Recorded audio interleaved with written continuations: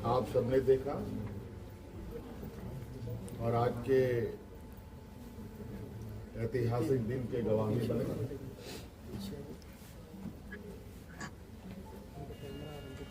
आज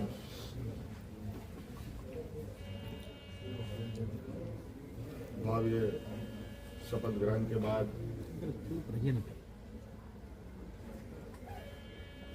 नई सरकार गठन के मार्ग प्रशस्त हुए हैं। उसके पश्चात आज हम प्रोजेक्ट भवन में आए हैं और बहुत सारे बिंदुओं के साथ पदाधिकारियों को निर्देश भी दिया गया। उनमें से कुछ महत्वपूर्ण बिंदु हमारे सामने थी जिसका हम लोगों ने निष्पादन किया। आप सब लोगों ने देखा और आप सब लोगों को मालूम है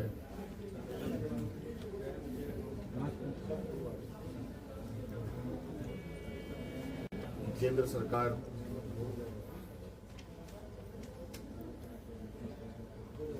देश की रक्षा हेतु अग्निवीर जैसी कार्यक्रम को चला रही है।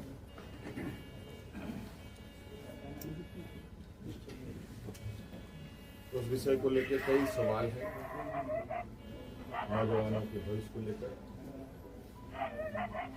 और आपको मैं बताना चाहूँगा कि राज्य सरकार ने, हम लोगों ने पहले ही ये निर्णय लिया था कि झारखंड राज्य के जो भी नौजवान अग्निवीर में शामिल होंगे और किसी घटना में अगर उनकी मृत्यु होती है तो उनके पूरे परिवारों के साथ, परिवारजनों के साथ राज्य सरकार खड़ी रहेगी और राज्य पुलिस कर्मियों को जो राज्य की किसी घटना में मृत्यु होने पर जो सहायता सहयोग सरकार देती है, वही सहयोग अग्निवीर के परिजनों को भी दे होगा। आपको मालूम है कि अभी कुछ दिन पहले ही असम के सीमावर्ती क्षेत्र में उग्रवादी घटना में 21 या 22 तारीख का दिन है, जहां झारखंड का एक नौजवान चंदन क्यारी, बोकारो जिले का एक क्षेत्र है, वहां का एक नौजवान अर्जुन महतो जो वीर गति को प्राप्त हुआ, उनको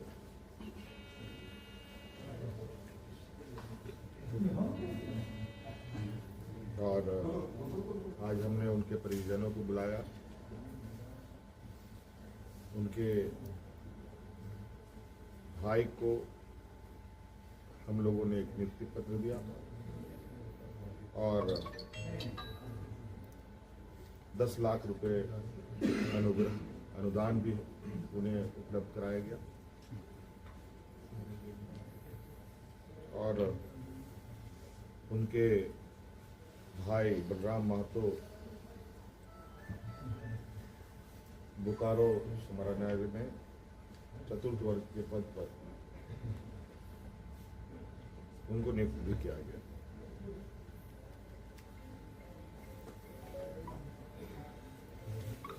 लगभग मुझे लगता है इस घटना को हुए हफ्ता दिन हुआ होगा और हमारी कोशिश थी कि अविलंब उनको ये सहायता उपलब्ध कराया जाए, क्योंकि आप सबको मालूम है कि राज्य में आचार संहिता लागू था, सरकार गठन की प्रक्रिया चल रही थी और सरकार गठन होने के पहला कदम हम लोगों ने उस पीड़ित परिवार के साथ खड़ा होने का अपना संकल्प पूरा किया। इसके अलावा आज सभी विधायकों को 81 विधानसभा में जो चुने गए सदस्यों को शपथ ग्रहण हेतु प्रोटेम स्पीकर के रूप में प्रोफेसर स्टीफन मरांडी जी को चुना गया और ये भी निर्णय लिया गया कि आगामी 9 से 12 तारीख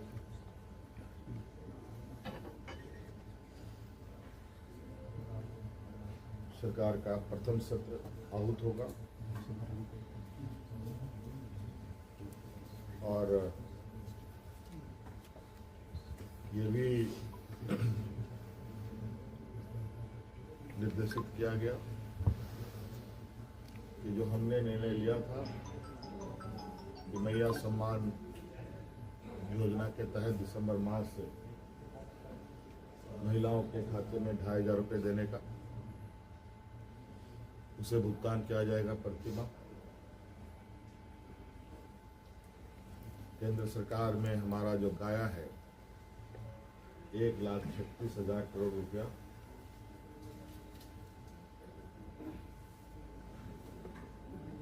जो केंद्र सरकारी उपक्रमों पर है, उसकी वसूली के लिए कानूनी कार्रवाई प्रारंभ की जाएगी।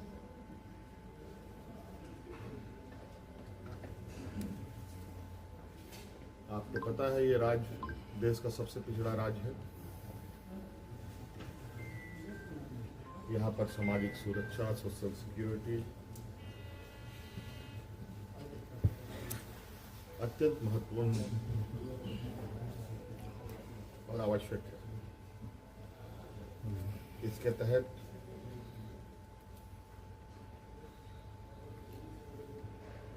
राज्य के गरीब गुरुआ लोगों को उनकी आर्थिक स्वावलंबी कैसे बने और इसको लेकर सरकार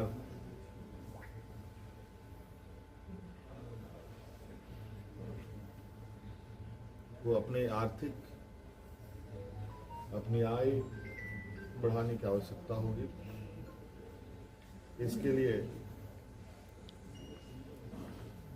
नए स्रोत खोजे जाएंगे। खनन क्षेत्र में लागू या चल रहे पुराने करों की समीक्षा होगी और उसमें वृद्धि एवं न्यायिक मामलों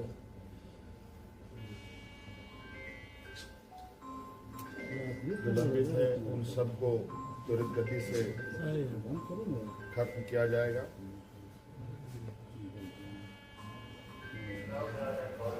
खनन क्षेत्र में कितने अधिक करें बढ़ाई जा सकती है, इस पर सरकार आगे बढ़ेगी। आप सबको मालूम है कि हम लोगों ने उत्पाद सिपाही में भर्ती की प्रक्रिया पूरी कर ली है, लेकिन इस प्रक्रिया के तहत बड़े पैमाने पर नौजवानों की जाने गई हैं, जो बहुत ही दुखद घटना के रूप में हमारे सामने आया है।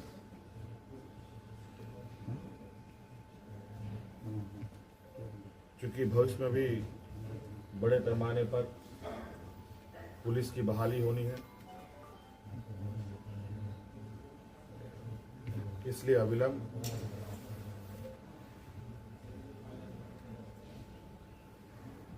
पिछले हुए नियुक्ति में जो घटना घटी है उसकी समीक्षा की जाएगी।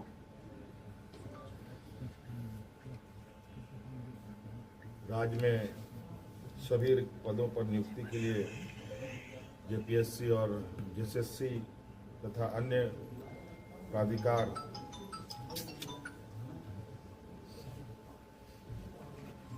1 जनवरी 2025 के पूर्व परीक्षा कैलेंडर प्रकाशित किया जाएगा और जो लंबित रिजल्ट्स हैं उनको प्रकाशित किया जाएगा। साथ साथ में ये भी निर्णय लिया गया, असम में जो वहाँ के चाय बागान में बरसों बरस से यहाँ के मूल वासियों को ले जाया जा करके जो वहाँ बसे हैं, जो विशेषकर जनजातीय समूह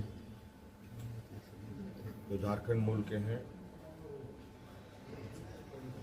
उनकी दशा एवं उनके भविष्य में दिए जाने वाले सुविधा का अध्ययन के लिए